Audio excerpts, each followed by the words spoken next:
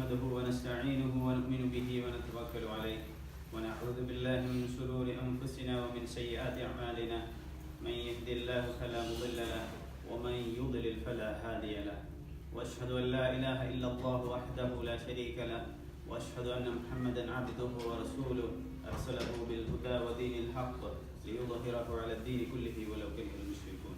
أما بعد فإن خير الحديث كتاب الله وخير الهدي هدي محمد صلى الله عليه وسلم وشر الأمور محدثاتها وكل محدثة بدعة وكل بدعة ضلالة. يا أيها الذين آمنوا اتقوا الله حق تقاته ولا تموتن إلا وأنتم مسلمون. بسم الله رب اشرح لي صدري ويسر لي أمري واحلل عقدة من لساني يفقهوا قولي. My brothers, let me remind myself and all of you to have a constant remembrance about Allah subhanahu wa ta'ala, the teachings of Prophet Muhammad sallallahu alaihi wasallam, and the great teachings and advices from the Holy Book, the Quran. May Allah subhanahu wa ta'ala include the people who are actually following the authentic teaching of the Quran as well as the Hadith. Ameen ya Rabbal Alameen. And as we know, the great month, the blessed month, that comes once in a year is so close to us. Today, I want to remind myself and all of you how we can get benefited from this great month, from the great chance. Just give you some thoughts. If there is several obstacles, the ways will be difficult. For a smooth surface, something can move very fast. For a rough surface, there are obstacles, things get slower. If you're walking through the desert, if there is strong wind is coming, it's very hard to walk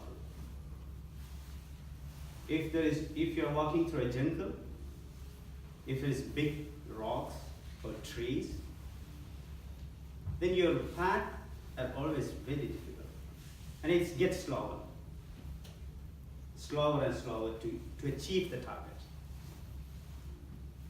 Similarly, if you take the goal, as a Muslim, we all believe the oneness of Allah subhanahu wa ta'ala, the 5 pillars of Islam, including the Shahada, prayer, zakat, hajj,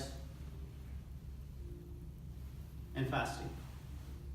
And in the Iman, believing Allah subhanahu wa ta'ala, all the prophets, all the book, all the malaika, and the qadr, and believing in the day of Yawm al-Qiyamah. If you look at these two, the pillars of Iman is basically with the belief. Just the belief. It does not include the actions. But in the pillars of Islam, that both belief and actions. The prayer, you need the physical actions. Fasting, you need the physical actions. Similarly for zakah and hajj, you need the physical actions along with the belief. And our goal is clear: to get success in the hereafter, to get the paradise, to get away from the hellfire. That's our goal. It's clear. Now we have a certain goal, and we are trying to reach into the goal. In Ramadan or outside Ramadan. Throughout our life, as soon as we reach in our own stand to understand, to think ourselves, all the actions depend on the various time point. It's compulsory upon every Muslim, all these actions. Prayer comes to certain time point in your life, in our life. If that time point reaches, it's compulsory for each Muslim. Similarly, fasting, it reaches to certain time point in our life, it's become compulsory. Zakat, if you attain certain level of amount after leaving your expenses and that amount for sustained for another whole year, then it's compulsory upon you. And similar to the Hajj as well. So the only difference is the time point. has there any other shortcuts to getting to our target goal so easily? In principle, there is no shortcut, but there is. The shortcuts are given by Allah subhanahu wa ta'ala itself. That's taught in detail by the Prophet sallallahu alaihi wasallam. What are those shortcuts? Those shortcuts sometimes kind in the time point of several hours, several minutes, several days, or several months. Just to give you an example, there is a very important time on the Fridays. If you happen to pray in that time point, your dua will be accepted. Scholars have different opinion about this time point. Some scholars say this is between the time point of two khutbah, when the Imam sits here and we usually pray. Some other scholars say it's a time point between the after Asr and before Maghrib. But some say it's all during the Jumu'ah day itself. So my point is there is some time frame. This is shortcuts. And all Friday itself is a shortcut compared to the whole week. There are special blessings. And the hours, if you take hours per day, among these 24 hours, there are specific time where you happen to be prayed, you have your dua will most likely accepted. Like in the early dawn, or the late night, if you pray in that time. Ramadan is one of those shortcuts, one of the biggest shortcuts that Allah subhanahu wa ta'ala gifted to us. Whole 1 month, if you do any actions, your rewards in the scale of Allah subhanahu wa ta'ala will be multiplied several times. The same actions you do, the same sadaqah you do, the same prayer you do, the same good things you're doing, if you do in the month of Ramadan, in terms of benefit, in terms of reward, is so huge. Isn't it a great shortcut? In addition to that, the Prophet ﷺ said, when the Ramadan begins, the doors of Jannah is open and the doors of Jahannam is closed and the devils are enchained. The devils are locked. We all wanted to do good things, but all the time the devils interfere our action, our good intention. At least in Ramadan, the most influential devils are enchained. Not all of them. Still you can see the bad things are going in Ramadan. The essence is the obstacles are less. As I told in the first examples, when you don't have big obstacles, your path are more easy compared to the time when you have the obstacles. In Ramadan, the obstacles are less. The barriers are less. It's more smooth in terms of doing, in terms of the chance to do the good things. When it comes to the Ramadan, the obstacles are less. Because the Prophet ﷺ said, when Ramadan begins, the devil's shaitan is enchained. So we all have the great chance to do ibadah more smoothly when it's compared to the other time. You yourself can feel that when it comes to the Ramadan, all the Muslims have this feeling, the month of Ramadan. We all have the good intention to do that, to do more and more compared to the other month. We ourselves make free time. Although we are very busy, but when Ramadan comes, we ourselves make time. Dear brothers, this is a chance. This is a shortcut. This is the only shortcut to get our target easily, smoothly. But the problem when we often trouble ourselves with the management of the time, of the free time we have. With any other project, with any other planning, when it comes to the ibadah, we should have a certain plan. When you came to this university as a student or as a researcher, you have certain planning in your mind. You have a certain goal for 2 years to achieve the master degree, or 3 years to achieve the PhD. And when the day one itself, you have certain planning. Of course, when it comes to the close time, you have more planning. When it comes to the second year, you feel, okay, it's now the time. If I don't do, I will not be graduated. When it comes to the third year, you're even more restless. I wanted to do, otherwise no chance to be graduated. When it comes to the actions, when it comes to the ibadah, when it comes to the worshipping Allah subhanahu wa ta'ala, when it comes to the prayer, or the fasting, or the doing sadaqah, we need a certain type of planning. Nothing gonna work without planning. A proper plan. Now we have about 10 days before come to the month of Ramadan. We have enough time to plan. Actually, we are in a stage like the final year student of a PhD course. Now we need to be hurried to make the planning. Now you have to be restless to make the planning how to utilize this Ramadan. If you don't do it, you are not going to be graduate. We are not going to be graduate, meaning we are not going to get the benefit of the month of Ramadan. So how we can do this? The only small tips I think is the time management.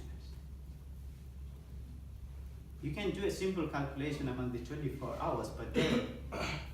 Let's say maximum sleeping hours, 6 to 8 hours. That's enough for a healthy human being. Let's say in Japan, 8 to 10 hours working, or even 12 hours, because in Japan the working times are relatively larger. Still, if you do a math, 12 plus 8, 20 hours, still you have 4 hours. Let's say for other things, 2 hours, still you have 2 hours extra. So if we can make certain planning to utilize these 2 hours per day, you don't need to compromise your sleeping. Even if you don't do, you have these 2 hours per day. If you compromise a little bit of working time from 12 hours to 10 hours, you have 4 hours. If you compromise your sleep from 8 hours to 7 hours, you have 5 hours. We have 5 hours per day to worship Allah subhanahu wa ta'ala. Among that 5 hours, I myself, or I urge all of you to utilize at least 1 hour per day in the month of Ramadan. Then properly plan for that. What we can do in this 1 hour per day. If you design a project, if you design an experiment, some of you are like most of us are doing experiments. Sometimes the experiments is very short, like 1 day experiment. Sometimes it goes for 1 week experiment. Certain biological experiment or the engineering experiment. If you start, you have to be there for 7 days. But if you properly planning before Ramadan, I'm not asking you to stop all the experiment in the month of Ramadan. No need of that. Just a proper plan. Even in that experiment time, 1 week time or 1 day or 3 days time, still you will have the free time. I don't think like there is some kind of experiment which you need to be there 24 hours per day. All the experiments have certain relaxation time. So that depends on each one of us. His circumstance or your circumstance or my circumstance might be different slightly. But what we need is how to utilize that time, at least in the month of Ramadan. Making certain, like in a written format, okay, Monday to Friday, my planning is this one. Saturday, Sunday, I have more time, so my planning is this one. So if you do that, then there is a chance to get advantage of the month of Ramadan. As I told, whatever you do in the month of Ramadan, your rewards are going to be multiplied several times. Then if you do this type of calculation, 1 hour per day, 30 hours from in the month of Ramadan to worshiping Allah subhanahu wa ta'ala, and how much is the reward which you are going to get it. Why all this reward? As I told in the beginning, because we have a solid target to get into the Jannah. And in this month, the obstacles are less compared to the other month. May Allah subhanahu wa ta'ala include the people who are actually utilizing this month of Ramadan. أقول قولي هذا أستغفر الله لي ولكم.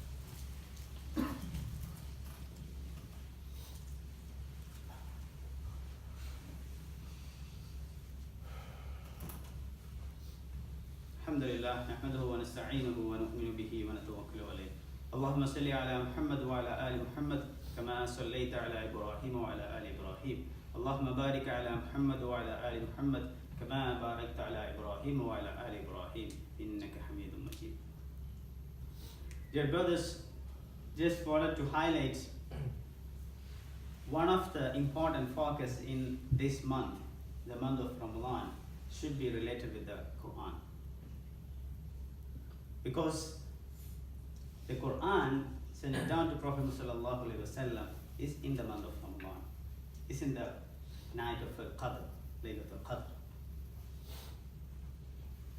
So there is special benefits to make our connection with the Quran, either in the form of reciting the Holy Quran, or understanding the Quran, or to listen the Quran, or to attend the lectures where I explain about the Quran and the Islamic study circles. So in the time management, which I told in the first part of khutbah, we should make adequate time to make our relation with the Quran. Again, for reading one page of Quran with a slow average reading pace, it won't take more than 3 to 5 minutes to read one page, which means one juzr you can easily achieve in 30 minutes or 50 minutes. So among the time, the least time which we calculated on the first discussion, 1 hour per day, is still possible to finish the whole Quran, even if you don't recite every day.